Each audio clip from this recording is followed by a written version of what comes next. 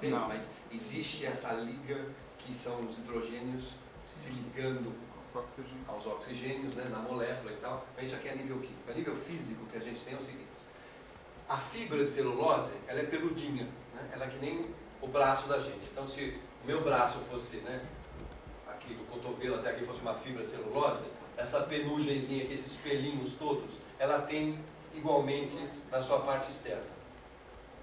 São as fibrilas, né, que a gente chama das fibrilas, são fibrilas secundárias. Então, esses filamentos que fazem parte da fibra, que são essas coisas menores que a gente está vendo aqui acontecer, no momento do entrelaçamento, os cabelinhos da fibra também se entrelaçam. Para que eles se entrelacem nessa complexidade aqui, é preciso promover o arrepio dessa penugem toda. Isso acontece na hora que ela está levando as marteladas lá, está sendo esfolada. Então, naquele processo da moagem, né, quando a gente está submetendo a fibra a um processo de refinamento, de moagem, é onde a gente está fazendo com que isso, ou promovendo a situação para que depois aconteça isso. Né? A gente está descabelando a fibra, está descabelando ela, está deixando ela arrepiadinha. Quanto mais arrepiada, esfolada ela tiver, melhor vai ser na hora que ela entrelaçar, né? As fibrilas vão estar bem mais adequadas para promover esse entrelaçamento. Isso não acontece quando a gente simplesmente desagrega, que é o velho debate sobre o liquidificador. Quer dizer, quem usa liquidificador, na verdade, está desprezando toda essa etapa de acontecimentos aqui. Porque no liquidificador você simplesmente deixa a fibra tonta. Ela entra lá, sai assim, perdeu o rumo de casa e ela se entrelaça. Tudo bem, dependendo da natureza da fibra, você até consegue um entrelaçamento razoável. Mas isso aqui, que é absolutamente indispensável para qualificar um papel, não acontece.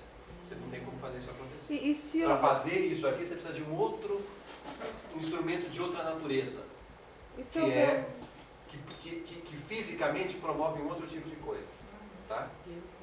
Que é a holandesa. Tá, ou a moagem manual. Manualmente você faz a mesma coisa. Se houver isso, meu espadelamento antes, pode? Como é que é? Martelar. Pode. O problema do martelar é que... Oi. Se tira o corte Ela sai... Se você deixa o corte, isso também é outra coisa questionável, né? Quer dizer, a lâmina, dependendo da fibra que você está usando, ela não corta nada. Não corta nada. A fibra é muito pequena para... Quer dizer, a probabilidade de uma fibra ficar ali tão pequenininha, ser cortada pela lâmina do liquidificador é absolutamente desprezível. Mas tudo bem, você pode até estar trabalhando com uma fibra longa, aí sim você corre esse risco. Mas não é isso, isso não altera nada, ela continua, do jeito que ela entra, ela só gira, desagrega, sai ponta. Porque o que precisa acontecer, eu precisaria de um quadro negro aqui, talvez à tarde a gente tenha.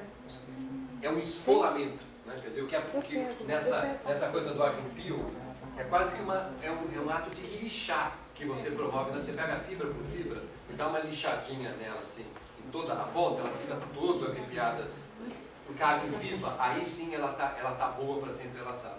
No liquidificador não acontece isso, o liquidificador só gira. A holandesa não, a holandesa esfola. Né? São dois instrumentos de tortura diferentes. Um você deixa o cara tonto até perder o rumo de casa, no outro tem que esfolar. Agora, se você bater de uma certa forma, você pode produzir esse resultado. Só que o bater exige é uma coisa mais complicada, porque você não é um instrumento de precisão, né? Então você está lá batendo, se até você chegar a uma conclusão de quanto tempo você bate, com que força você bate, com o que você bate, né? Porque você não vê isso acontecer, você não vê nada. Você tem que bater, fazer um teste, ver o que dá. Bate, sabe, é uma coisa que exige um conhecimento, um tempo, né, de conhecimento maior, só isso. Agora, é muito mais barato bater do que comprar uma holandesa, não tem nem dúvida. Né? Ou um moinho de bola, que também faz a mesma coisa, que bate por você. Mas o volume de produção que você tem nesses instrumentos é muito pequeno, muito pequeno. Então, tudo bem, quer dizer, se a sua preocupação é fazer meia dúzia de folhas, até batendo o moinho de bola, ou sei lá, a nível industrial, tem que ser holandesa, refinador de disco, tem N outras formas de fazer isso, mas é o princípio físico, é o mecanismo físico que é importante. Quer dizer, compreender isso é fundamental para entender papel. Né? O que se diz, assim, a nível técnico, é o papel é feito na holandesa. O papel é feito na hora da refinação. Nem antes, nem depois. É na hora da refinação que você estabelece o que o seu papel vai ser. Então, dependendo de como você refina, de como você faz esse esfolamento, você pode obter um papel tão, sabe, extremos tão diferentes, tão opostos quanto o papel higiênico e o papel vegetal. Da mesma matéria-prima, tudo igual. É só uma questão de controle de refino. Ele sai tão absorvente quanto o papel higiênico ou tão impermeável quanto o papel vegetal. É só uma questão de controle. Então, o papel, na verdade, pode ser todinho feito com controles de refino. Você não precisa fazer mais nada depois, não precisa agregar nada, não precisa nada. Desde que você disponha do mecanismo para fazer isso. Se não dispõe, paciência, são outros 500. Mas existe. Essa máquina existe. Né? Você pode também não usar a máquina. Os japoneses não usam a máquina. Vocês vão ver o que eles usam. Então, existe, mas tem que entender que sem isso aí, nem a definição técnica do que é papel permite você afirmar que sem refinação, uma folha de papel, ou seja, o entrelaçamento de fibras sem refino não é papel. Tecnicamente falando, não é. Parece papel, funciona como papel, pode até ser vendido como papel, mas no fundo não é. Se não acontece isso, você tá perdendo a parte mais importante do que é ser papel. O pilão. O pilão é a mesma coisa que bater. Né? É um pilão, você bota lá, você está batendo. É só uma forma diferente de bater, sem dúvida. A cola entra onde? Já que a fibra tem essa capacidade, particularidade de se unir, qual a função do CNC ou do aglutinante? Nós vamos falar de cola amanhã, porque a cola é uma coisa pertinente ao processo ocidental. Né? Tá? Lembra disso amanhã? Na verdade, a cola não deve entrar, não precisa entrar. Ela entra, só para você dormir tranquilo, né? Ela entra, na verdade, porque o processo foi deficiente até aquele momento. Né? Então, o que veja, quer dizer, isso aqui não é crime nenhum, depende de você ter acesso ou ter recursos para ter esse equipamento. Se você não tem, realmente você tem que colocar aditivos e fazer coisas que você não teve condições de fazer, né? Por falta de condições até aquele momento, entendeu? Então a cola, por exemplo, ela entra como um paliativo para uma coisa que até aquele momento você não teve condições eventualmente de realizar. Né? Mas a cola é pertinente a um outro processo europeu. No Ocidente, no Oriente não existe isso. Não existe a cola. Nem o tororo? Tororo não é cola. Tá, o dispersor. Tá, existe sim, existe uma coisa, mas que não funciona como cola. Tá. Porque não há necessidade nenhuma. Vamos lá. Muito bem. Então vamos só dar uma rápida repassagem nesse processo aí, que é importante para a gente entender a concepção. É o mais simplinho, é onde a gente vê as coisas acontecerem. Isso aqui já é na Tailândia, no norte da Tailândia, perto de Chiang Mai, na fronteira com Laos, onde soprou, enfim, esse know-how aí também. Está todo circunscrito ali a uma região, quer dizer, dá para a gente meio que até imaginar a trajetória, né, desse circuito papeleiro há 1500 anos atrás, né, quando isso saiu da China. Então a gente está falando de Nepal, que é fronteira com a Índia, a gente vai ver a Índia daqui a pouco, a gente está falando em Tailândia, está falando em Vietnã, está falando em Camboja, está falando em Burma, Bangladesh, quer dizer, aquele anel todo, né, Coreia, Japão, quer dizer, foi o caminho que o papel percorreu quando saiu da China rumo ao Oriente, Japão. Né? Depois a gente vai ver o que acontece amanhã, como você tem. Então, na Tailândia, eles usam também uma outra espécie de amoreira, não me lembro mais o nome, são nomes locais, né? Talvez sejam até botanicamente coisas iguais ou semelhantes. Né? A diferença ali está no processo de extração da celulose. Né? Em que momento que acontece a extração das fibras da celulose das outras coisas que existem na planta, como o Zé Carlos falou, que me interessam no processo. A celulose não existe na planta sozinha. Né? Ela vem acompanhada de uma série de outras substâncias que não interessam para a gente. Ligninas, graxas, resinas, um monte de coisas que fazem parte da estrutura da planta. Né? Assim como, enfim, fazem parte da estrutura humana, osso, carne, sangue e um monte de outras coisas. Se a gente quiser fazer esqueleto, só precisa do osso. Né? Se quiser fazer pente, por exemplo, só precisa do osso. Então, o resto não interessa. Aqui também, no processo de extração da celulose, da feitura de papel, interessa a celulose. O resto é todo desprezível. O resto fica naquele banho de soda cáustica, naquele banho que a gente viu de água com cinza. Para isso que se cozinha a fibra por tanto tempo, né? É naquele cozimento que você promove essa eliminação, essa separação, porque todas essas substâncias, com exceção da celulose, são suscetíveis à ação daquela solução cáustica. Então, aquela solução, ela vai corroendo, ela vai desmanchando, ela vai eliminando da constituição da fibra aqueles elementos que não nos interessam. O que sobra é só a celulose. Tá? Aqui existe um outro processo, que é o processo a frio, que é o processo originário dos chineses, na verdade. Os chineses, quando conceberam esse processo, o que eles faziam? Eles cavavam imensas valas, enterravam lá a madeira, ou a vara de bambu, ou a casca da amoreira, jogavam cal por cima, enterravam aquilo por 6 meses. Então, durante esse tempo, né, acontecia o mesmo processo. Né? Aquele cal, aquela coisa cáustica, promovia a frio, né, durante esse tempo todo, a eliminação, a corrosão daquelas substâncias todas que não interessavam. 6 meses depois, eles abriam a vala, desenterravam tudo e começavam o processo. Na Tailândia, eles ainda fazem isso a frio. Né?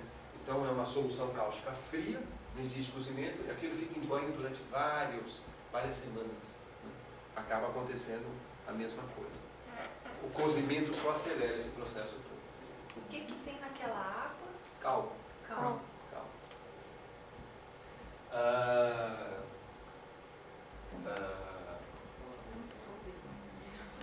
Depois de cozido. Essa não é exatamente holandesa, é a tailandesa. A holandesa tem tamancos, é igualzinha, tem tamanho.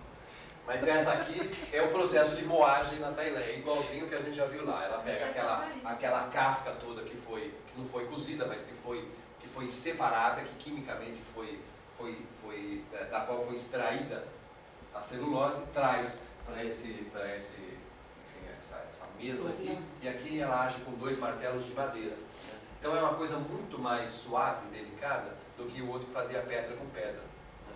Então até detalhes como a natureza dos materiais que se usa é muito importante. É óbvio que se você bater madeira com madeira aqui, o sacrifício dessa fibra é muito menor, vai doer muito menos e você vai realmente prejudicar muito menos essa fibra do que pedra com pedra, não é verdade?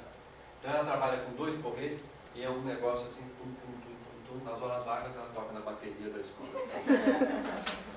Unidos de Chiang Mai. Quer dizer, aqui já dá para ver também que parece uma coisa muito mais escurecida do que vocês vão ver a folha de papel que ela fez. É uma coisa, pela aglomeração, pela umidade, dá a sensação de ser mais escuro, quando na verdade não é. Mas já é uma fibra bem mais clara que a outra. Isso é da natureza da fibra. Tá? Aí eles pegam aquela fibra moída, colocam no estoque, agregam água. Esse instrumento eu achei muito simpático, que na verdade é um liquidificador manual. Né? Quer dizer, ele é um agitador. Elas pegam essa vara de bambu, giram assim na mão só para manter aquela solução toda homogeneizada. Né? Porque é um balde pequeno. O da RegMed é assim, né? Principalmente. Do quê? O homogeneizador da RegMed. O hidropumper deles? Mas esse é o princípio mesmo do hidropumper, só que não tem motor. Motor é a gente mesmo que fica. Mas na verdade isso aqui é só para manter a solução homogeneizada, ela dá uma girada antes de tirar a dose. Só isso.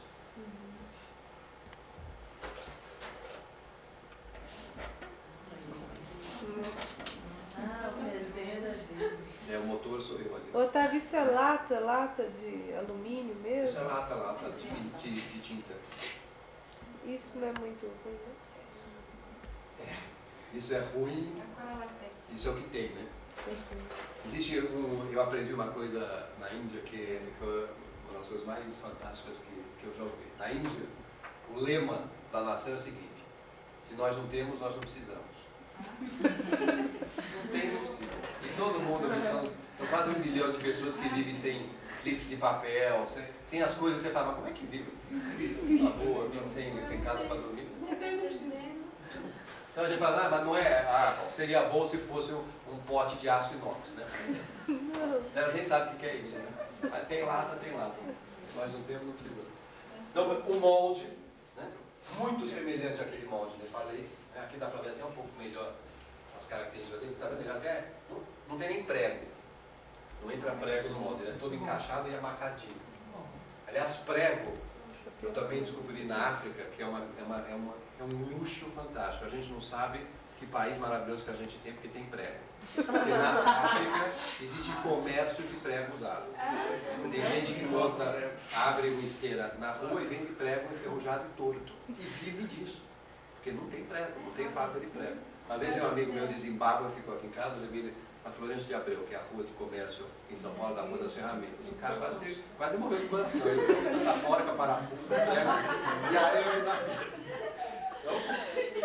o lema é o seguinte: nós não temos, nós não precisamos. Não precisa mesmo. É tudo feito com encaixe e alcinha de bambu, tudo amarradinho, não precisa de prego. Mas, como é que é? Uma fábrica de prego é complicado fazer prego. Essa tela é ferro, precisa ter. É de algodão também, essa tela? Essa tela é um tecido de algodão bem sim. Então, corresponde ao nosso pano de chão. É aquele bem mais simplão mesmo, né? Tá? É o paninho bem rústico. Pega-se uma dose daquela mistura homogeneizada. Eles também trabalham no tanque, né? Eles já foram mais inteligentes, suspenderam o tanque, ninguém precisa ficar agachado. Suspende o tanque. Água represada também, coloca o molde flutua, a água penetra. Então você confina aqui um volume X de água, despeja uma dose específica de fibra dentro do molde. E agita manualmente, quer dizer, manualmente você, por observação, você delimita ou você estabelece a hora em que a sua folha está formada. Isso é fibra de quê? De amoreira também. Também? Tem um outro nome, não me lembro o que é, mas é tudo amoreira. Tudo são espécies de amoreira. Tá? E depois de formado, olha, você tinha perguntado se ele embarriga, tá vendo? Eu já estou tirando da forma certa, mas olha a embarrigada que deu. Mas isso aqui também, esse nível de embarrigamento não é suficiente para deformar a folha. Mas também tem um macete que você ir tirando devagarinho por uma ponta. É que é feito muito rápido, você nem percebe isso que ele está fazendo, né? Mas tem uma macete, se você tentar fazer assim, a tensão superficial da água fica segurando e faz um barrigão tremendo. Né? Diga lá. Não cria depósito? No centro, no meio? Não é nada grave. E a gramatura é... Você que estabelece. Ela é homogênea dentro dos limites. Você vai ver essa folha que eu fiz aqui, eu tenho ela aí. Ela é homogênea dentro dos limites desse processo. O que esse processo permite a nível de homogeneização, distribuição na hora da formação, é tolerável. Agora, é importante a natureza da fibra que está se usando. Quer dizer, como está se usando a amoreira, e as amoreiras em geral, são das fibras vegetais, possivelmente as mais extraordinárias fibras que existem para fins papeleiros. Então, ela tem um comprimento extraordinário. Então, por isso, qualquer eventual falha ou qualquer possível insuficiência na distribuição, ela é compensada pela extraordinária qualidade e comprimento da fibra. Se você fizer uma má formação, né, de fibras, com fibras de eucalipto, tem 1 milímetro de comprimento, realmente você faz um buraco. Né? O prejuízo é visivelmente maior. No nosso caso não, porque a fibra ela é tão boa, que ela permite deficiências do processo, ela tolera sem nenhum prejuízo. Né? Então você vai ver essa folha, se você olhar, você vê que a distribuição obviamente está longe de ser uma folha de máquina de papel. Né? Mas ela é resistente igualmente em todos os lados. Então a folha né, suspensa, parece que não tem nada aí, né? Parece que está vazio do jeito que entrou, mas não é truque não. Tem uma folha de papel formada aí que é tão fininha, que ela é quase que invisível. Ela até se confunde, ela tem uma coloração muito próxima da cor do pano. Então ela nem ressalta nada. Parece que não ficou nada. Parece que não ficou nada. Né? Mas ó, aqui dá para ver, tá vendo? Eu fiz aqui tem. Você vê até a formação da folha, tá vendo? Pela luz. Mas mesmo nas áreas mais isso aqui não é falha, isso aqui é um negócio que tem lá atrás que está dando sombra, né? Mas nas áreas onde a concentração é menor, a resistência da folha não está prejudicada. Mas isso é uma peculiaridade desse tipo de fibra que a gente escolheu. Já perceberam onde é que nós estamos? Não? Caixa. Hã? Uma Numa fábrica de papel. De guarda-chuva. guarda-chuva. Esse papel é Sombrio. feito para fazer guarda-chuva. Mas vocês não vão acreditar quando vocês virem a folha de papel. Tá? Isso aí para fazer guarda-chuva é. Isso é que é fantástico. Fazem uma folha que é mais fina que o. Ela flutua no ar. Eu costumo jogar ela, demora algum tempo para. Tão fininha que ela é. É usado para fazer guarda-chuva. É uma velha tradição oriental que se faziam os guarda-chuvas todos de papel. Muito antes do pano, muito antes do plástico. E se faz até hoje. Então, o papel está sendo seco, né, nessas molduras e está sendo aguardado o momento, então, depois de seco, ser retirado dali para poder fazer o guarda-chuva. Depois de seco, então, ela pega molde por molde e retira, né, sai, é o rack, tira do molde, faz a sua pilha de papel, vai usar esse papel na própria indústria ali e libera o molde para uso imediato. Ela já vai tirando, dobrando e empacotando, né? Já virou, já fez tudo.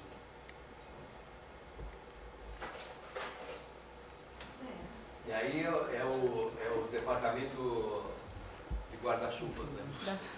Guarda-chuva é todo feito de bambu, né? Existe metal também, toda a estrutura dele é feita com linha de seda, né? Ele é todo costurado com seda. Porque a Tailândia é o maior produtor, o melhor produtor de seda do mundo. E essa é a região da Tailândia, justamente eles criam palma de seda. Então eles fazem toda a estrutura do guarda-chuva, né, com bambu, né, com fios de seda, e depois vão recobrir todo ele com papel. Agora, esse papel, dá para ir na chuva com ele ou não dá? Claro que dá, né? Porque faz guarda-chuva, né? Só se você for na chuva com ele assim, se molha tudo. Claro que não dá. Esse papel não dá para ir na chuva. Então mas faz guarda-chuva, não dá para ir na chuva? É que dá. Então, vamos lá mostrar o que acontece. Eles pegam o papel, né, super fininho, e vão fazendo várias camadas. E entre essas camadas, e finalmente, esse papel é todo untado com gordura. Então eles vão impermeabilizando o papel com gordura vegetal. Né, e ele vai ficando impermeável. Ele vai se untando de óleo, né, de uma gordura, se engraxando todo, né, e vai sendo emendado com a própria gordura. Quando termina, ele está completamente impermeável, é um plástico. Você enfia ele na água e não acontece nada. Né? Então é um processo de você transformar. Realmente aqui é uma transformação. Um papel super delicado, absorvente, enfim, finíssimo, numa coisa que tem a resistência à água. É uma aplicação de gordura. Não é uma colagem, mas é um untamento que você faz com gordura para impedir que a água haja sobre esse papel. Poderia ser cera, claro. Tem um pigmento também, né? Não. Não, o papel, a cor dele é natural. O que tem é que na hora de pintar, então o guarda-chuva termina assim. Está pronto. Aí ele vai ser pintado. Aí ele é pintado, enfim, é outro ritual, né? Ele é super decorado, é pintado, é, enfim, ilustrado, fazem LEDs também, mas... Você viu que tinta que eles usam? Não. Possivelmente tinta industrial, quer dizer, a Tailândia está ligadona no... Né? É um país que tem todos os requintes de acesso de cultura ocidental. Essa é uma tinta muito boa, inclusive. E esses são os resultados finais. Né? Então essa oficina de papel, essa fabricante de papel subsiste, graças a Deus, às custas do comércio e do potencial, enfim, né? do comércio de guarda-chuvas. Né? Isso que mantém aquela operação toda em funcionamento. Muito bem. Vamos acender a luz? Oração? Otávio, quanto tempo que eles deixam de molho a moreira sem cozinhar? Não sei te precisar, mas é muito tempo. Ó, essa aqui é aquela folha lá, ó. Olha como ela tem. E apesar da finura, se vocês olharem assim, né, quer dizer, ela é tão fina que até é difícil ver a coisa da distribuição dela. Né? Ela está transparente. Ela tem mexido com a mão, aquilo ali, Como é que é? ela não tem mexido com a mão ali, né, espalhado. Mas é o suficiente para você fazer essa homogeneização. O que? As margens? Você diz não. A distribuição? Sim, não, mas você vê, né? Você vai agitando, você está vendo o que está acontecendo.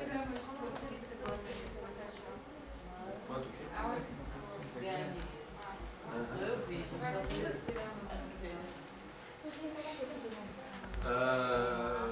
Não sei, quer dizer, é o peso, na verdade, dessa folha seca, né?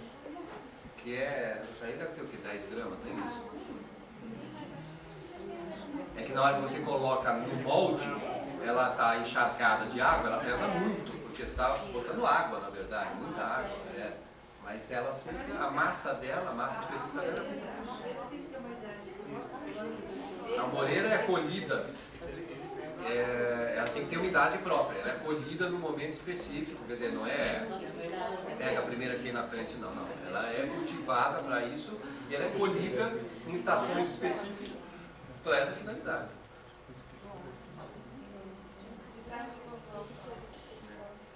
A gente vai ficar aqui, tá? Essa moreira, eles não cortam a moreira. Não, eles não tiram a moreira do pé, não. Tiram só a mola, não tem uma coisa assim. E aqui tem alguns exemplos de papéis feitos em outros lugares. Enfim, bom mesmo a gente vai ver à tarde, mas é só porque esses aqui são folhas maiores, então isso aqui. Mas são todos feitos por esses processos semelhantes para... A cara que essa moreira tem é mais ou menos isso aqui, né? Isso aqui é a casca dela seca, né? Antes do cozimento, guardada. Então, aqui vocês têm 3 tipos de amoreiras diferentes. Aparentemente é tudo igual, né? E elas são todas muito próximas, né? Quer dizer, são plantas que, enfim, são da mesma família. Né? Mas cada espécie de amoreira, só que a gente vê de tarde quando fala de papel japonês, mas cada espécie de amoreira tem lá suas peculiaridades, tá certo? Quer dizer, nem todo moreno nem todo mundo tem o cabelo preto, tem o cabelo igual. Né? É preto na cor, em outras cores pode ser diferente. Assim mesmo, quer dizer, essas espécies de amoreiras têm peculiaridades, têm características individuais. Né? Então elas produzem papéis diferentes também. Então a pessoa fala, mas é a nossa moreira, pegar a moreira vai sair igual? Não, a nossa moreira é a nossa moreira. Né? Assim, quer dizer, a moreira aqui de Brasília deve ser possivelmente diferente da moreira do Rio Grande do Sul. Provavelmente. Tudo diferente. Agora, da mesma família, ela permite isso. Tirando aquela casquinha, é integral, assim, seria? Se usa o miolo dela, é a parte interna. A casca interna, por exemplo, na casca interna, o que eles fazem? Eles usam o farelo da casca interna como um ingrediente depois. Então, esse tipo de papel, vocês estão vendo que tem casquinha, só que é colocado de propósito, é a casca que é retirada, ela é toda esfarelada e é jogada de novo para dar um efeito decorativo. Só que não é sujeira não. Isso aqui foi colocado aqui de propósito para dar um efeito. Não, absolutamente. Papel coreano, de jeito nenhum. Isso aqui ele chama de tirigami, isso aqui. Que é um papel que tem a para da casca. Para não perder aquilo lá, e é uma coisa bonita, né? Mas isso é colocado de propósito numa quantidade específica para dar esse efeito decorativo.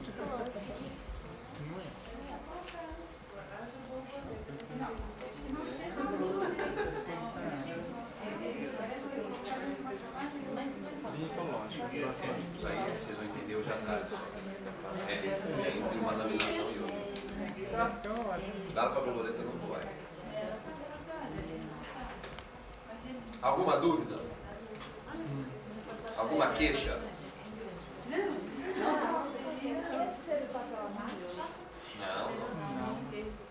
Esse é o papel a mais que a gente nem viu hoje, vimos ontem. É outra coisa. O papel amate é feito também, pode até ser feito de amoreira, né? Mas ele é outro processo completamente diferente, o resultado é outra coisa completamente diferente. Esse é um papel oriental, é um papel de amoreira. Esse é o que as pessoas chamam erroneamente de papel japonês, de papel de arroz. Que não existe papel de arroz. Por que vem essa? Vem do seguinte, quando Marco Polo voltou das primeiras viagens para a Índia, ele trouxe um negócio que os chineses chamavam de rice paper, que não era nem papel, era uma casca de árvore.